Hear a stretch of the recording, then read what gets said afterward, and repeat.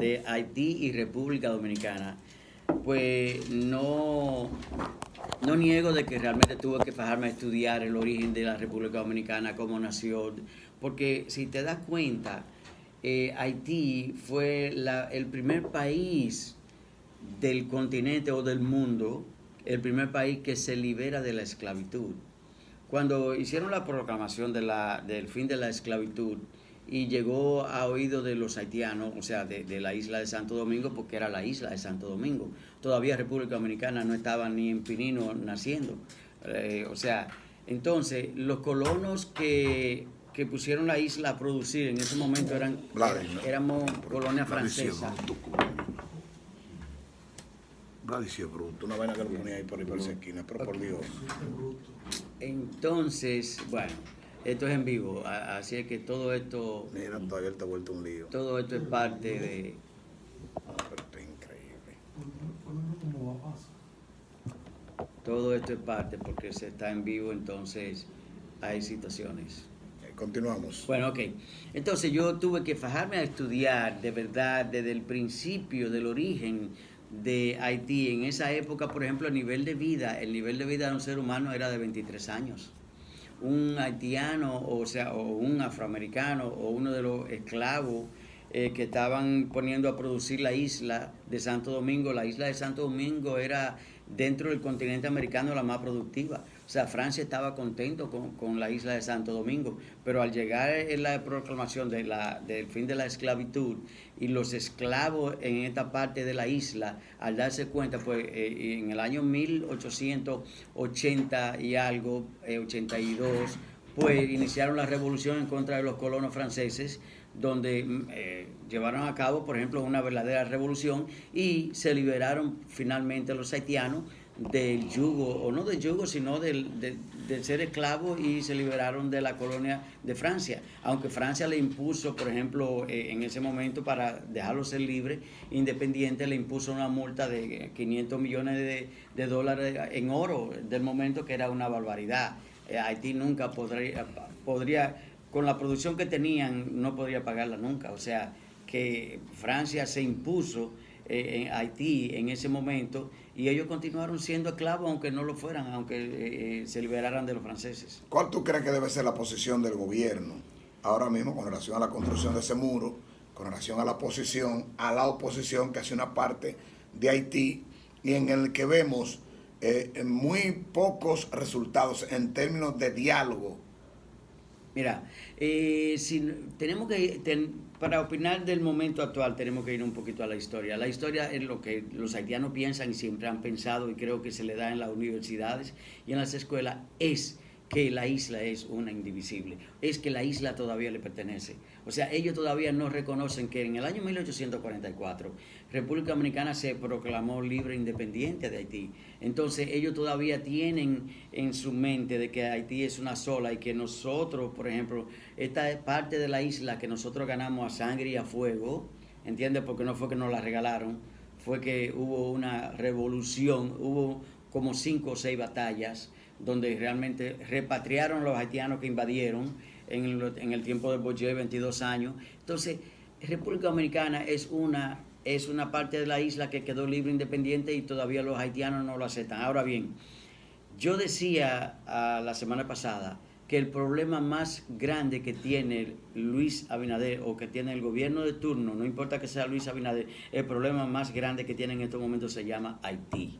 Haití es el problema número 1.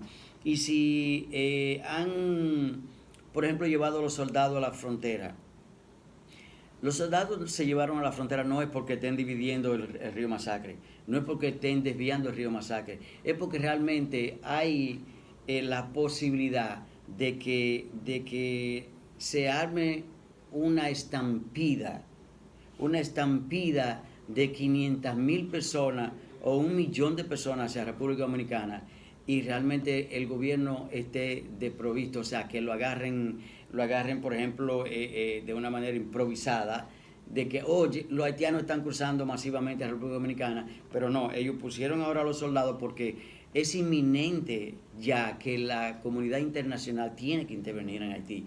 Y esa intervención en Haití, por ejemplo, que lograron que Kenia se ofreció para aportar 1,000 soldados o 1,000 policías para venir a apaciguar a unas pandillas que están incontrolables y que no lo han podido controlar durante, por la repetición, pero no han podido ser controladas por los últimos 50 o 100 años. Entonces, ¿cómo pueden estos policías kenianos venir a querer apaciguar una pandilla donde tienen todo el control de la isla?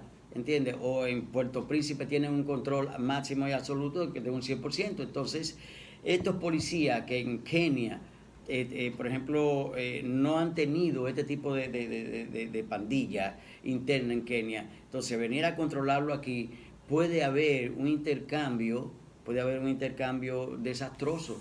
¿Por qué? Porque esa pandilla está bien armada, tienen las últimas armas. Entonces estos policías vienen sin armas. Entonces lo que me pregunto es, y la pregunta que me he hecho todo el tiempo es, ¿por qué Canadá? ¿Por qué Estados Unidos? ¿Por qué Alemania? ¿Por qué Francia? ¿Por qué los países desarrollados del Grupo 7, que solamente con un 5% de la ayuda que le han dado a Ucrania y que han aportado para Ucrania, un 5% sería suficiente para apaciguar a Haití y cambiar el estatus que tiene Haití del país más pobre y más violento del continente americano? Bueno, de verdad que en un país donde no hay presidente, ¿Mi agua? Gracias. En un país donde los últimos presidentes que hemos tenido, de los que han salido han muerto, hay 2 muertos, el resto le han dado golpe de Estado, es como crítica la situación, y que si los países que se autodenominan ser países que auxilian, solo lo hacen en una parte y el resto de la carga tiene que ser para la República Dominicana. Y claro está, en los países cercanos y que comparte la misma isla, es natural que todo el que no tiene poder de sobrevivencia va a ir al país. Nosotros lo hacíamos con Puerto Rico. Sí, pero la situación era distinta. Sí. Por ejemplo, la situación era distinta porque nosotros no solamente no íbamos a Puerto Rico, se emigraba a Venezuela.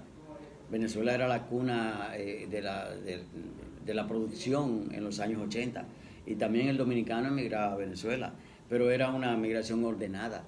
No era una migración, por ejemplo, de que la gente llegaba a Puerto Rico y Puerto Rico no podía mantener. Puerto Rico necesitaba de esa mano de obra. Era regulada. Exacto, era regulada. Entonces, aquí no. Entonces, acuérdate que los haitianos todavía en los años 80, los haitianos todavía venían a cortar la caña, venían y lo veíamos nosotros como algo normal, que venían, por ejemplo, 10,000 haitianos, pero se regresaban 9,000 al final de una zafra azucarera. Sí. Y se quedaban 1,000 haitianos, era natural. Y estaban regulados, tenían su documento. Estaban documentados. De una visa de trabajo.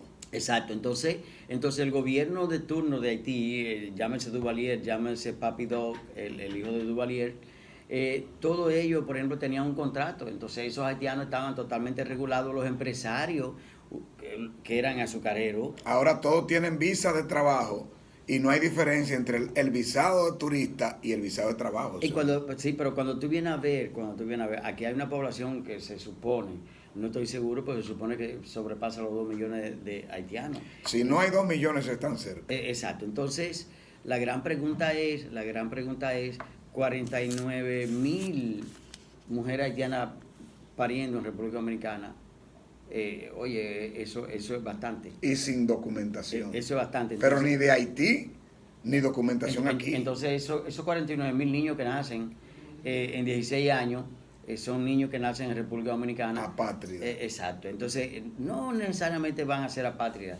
¿Por qué? Porque se le da un acta de nacimiento. Pero el problema es que le dan el acta de nacimiento, pero ¿quién es papá? ¿Quién es mamá? Vuelvo y repito.